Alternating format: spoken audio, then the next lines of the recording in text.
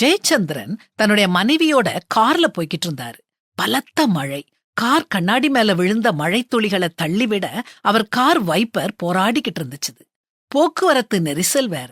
ஜெயச்சந்திரனும் அவருடைய மனைவியும் அவங்க பொண்ணோட பட்டமளிப்பு விழாவுக்கு போய்கிட்டு இருந்தாங்க. ஜெயச்சந்திரன் வாட்ச பார்த்தாரு. சரியான நேரத்துக்கு போய் சேர்ந்துருவோமா அப்படின்னு அவருடைய மனசு கிடந்து துடிச்சது.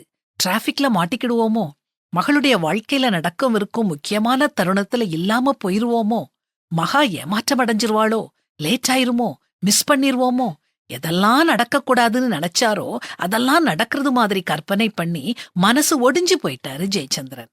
திடீர்னு தன்னைத்தானே திடப்படுத்திக்கிட்டு தன்னை அறியாமலே வாய்விட்டு கேட்டாரு, இந்த நிமிஷம் நாம டிராபிக்ல மாட்டிக்கிட்டோமா? இல்ல, டிராபிக் போய்கிட்டு தான் இருக்குது. பலத்த மழை பெஞ்சாலும் போக்குவரத்து அதிகமா இருந்தாலும் கார் நிக்காம ஓடிக்கிட்டு தான் இருக்குது.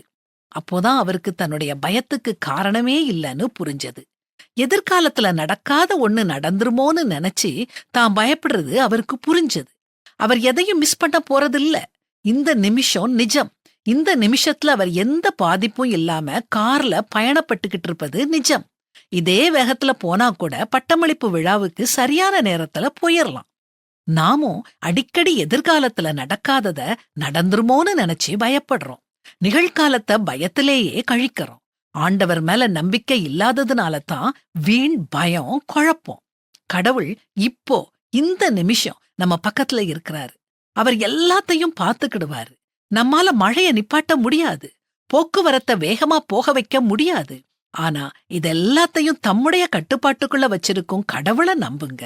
நீ பயப்படாதே, நான் உன்னுடனே இருக்கிறேன். திகையாதே, நான் உன் தேவன். நான் உன்னை பலப்படுத்தி உனக்கு சகாயம் பண்ணுவேன்னு சொல்ற தேவன் நம் பக்கம். வீண் கவலை வேண்டாம்.